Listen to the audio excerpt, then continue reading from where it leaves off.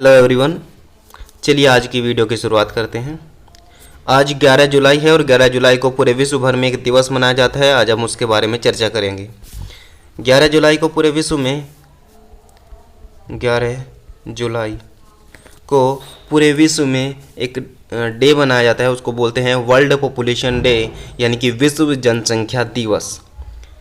हम यहाँ पे देखेंगे कि ये मनाया क्यों जाता है, किसके द्वारा मनाया जाता है और इसकी स्टार्टिंग यानी कि कब से मनाना शुरू किया गया।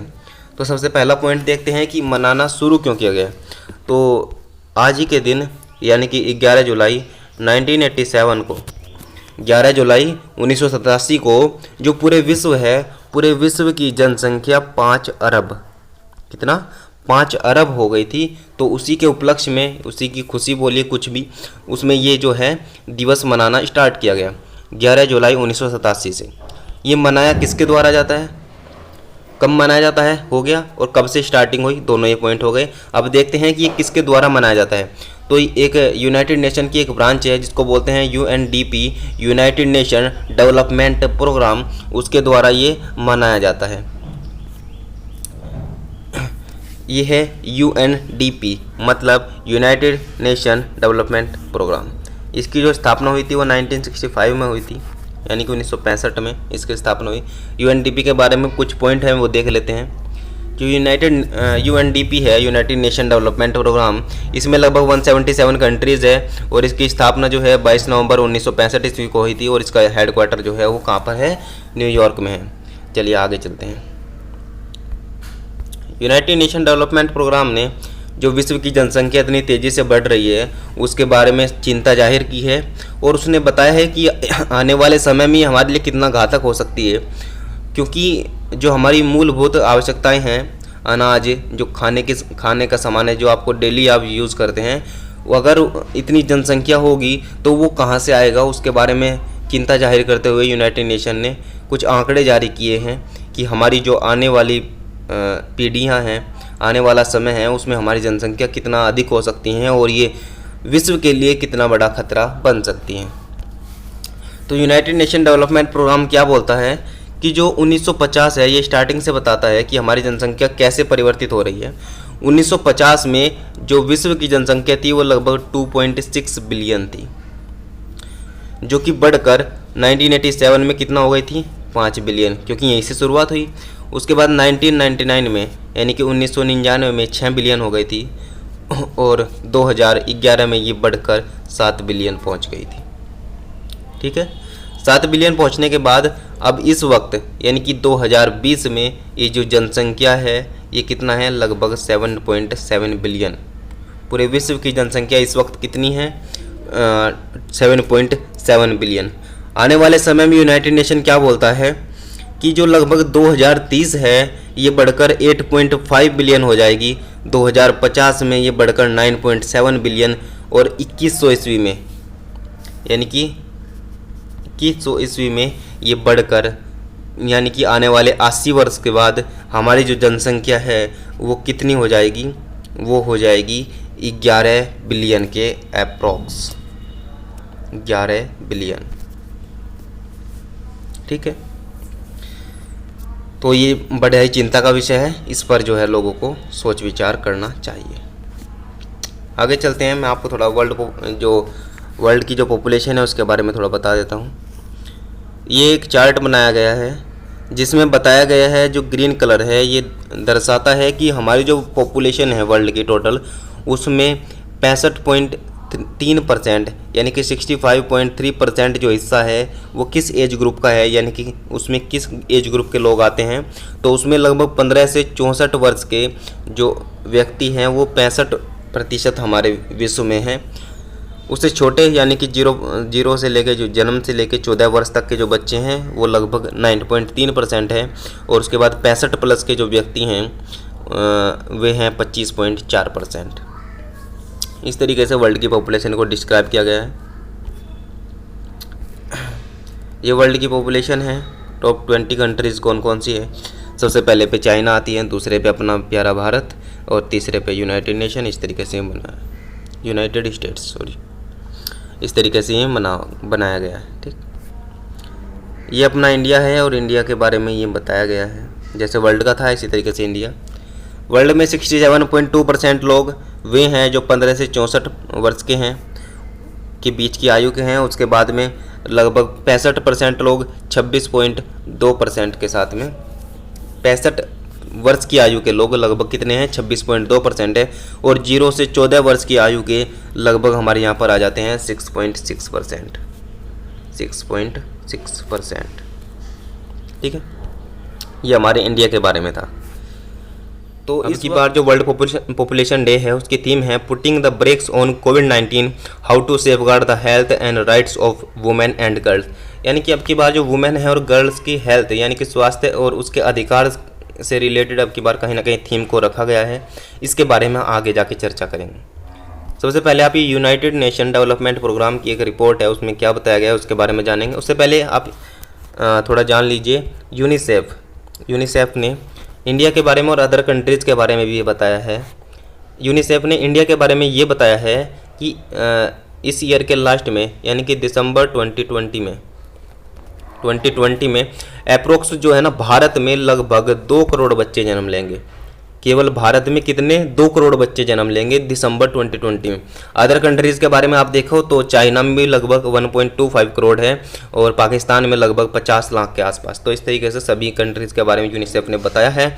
और दिसंबर 2020 के लास्ट में भारत में कितने बच्चे लगभग 2 करोड़। ये कहीं ना कहीं हमारे लिए खतरा है। खतरा कैसे है?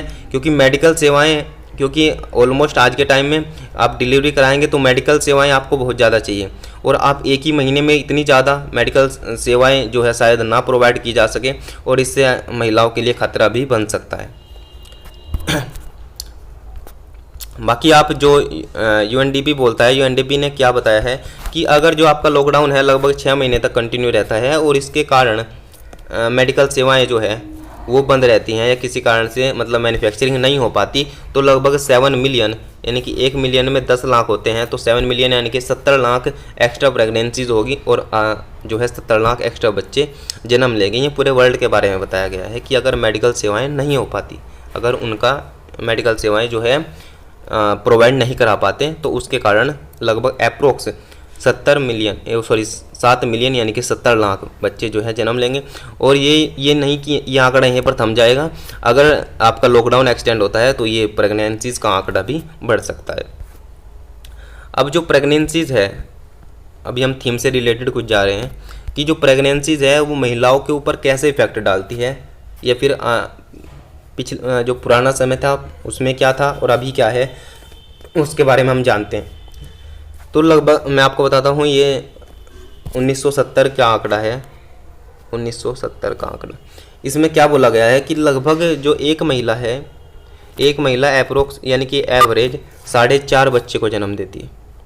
अप्रोक्स कितने 4.5 बच्चे को, ठीक है ना, एवरेज है ये 4.5 बच्चा, ठीक है ना। और उस वक्त उसकी जो एवरेज आयु होती थी यानी कि 1970 में एक महिला की जो एवरेज आयु थी वो लगभग 64.6 यानी कि 64 वर्ष 6 महीने एक महिला की आयु हुआ करती थी। यानी कि एक महिला जन्म कितने बच्चे को देती थी? लगभग 4.5 बच्चे को जन्म देती थी। और उस टाइम एवरेज जो आयु होती थी, एवरेज एज उसकी 64.6 थी, ठीक है। अभी ये 2015 का आंकड़ा है। 2015 के आंकड़े में क्या है?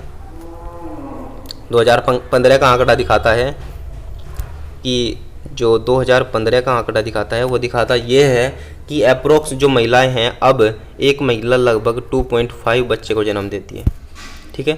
कितने बच्चे को? 2.5 बच्चे को जन्म देती है। और अब उसकी जो एवरेज आयु है, एवरेज एज है वो 72.6 मंथ, ठीक है, 72.6 मंथ यानी कि 72 वर्ष 6 महीने हैं।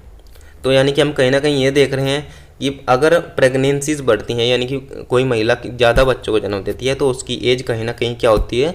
कम हो जाती है, ठीक है। तो इससे महिलाओं के जो है स्वास्थ्य पर इफेक्ट पड़ता है। और लॉकडाउन की वजह से अब की बार आप देख ही रहे हैं कि प्रेगनेंसीज कितनी ज़्यादा हो गई। वुमेन्स के बारे में अब की बार ध्यान दिया गया। तो आप जानकर हैरान होंगे कि लॉकडाउन की वजह से इस वक्त जो लॉकडाउन की वजह से डोमेस्टिक वायलेंस जो महिलाओं के साथ में होता है, घरेलू हिंसा, वो बहुत ज़्यादा बढ़ गया है। यानी कि जो सामान्य होता था, सामान्य से लगभग 2 गुना अब की बार हो गई है वो चीज़, कि अगर पहले किसी एक महिला के साथ होता तो अब 2, यानी कि पहले कभी 100 महिलाओं के साथ होता तो अब वो 200 के साथ में।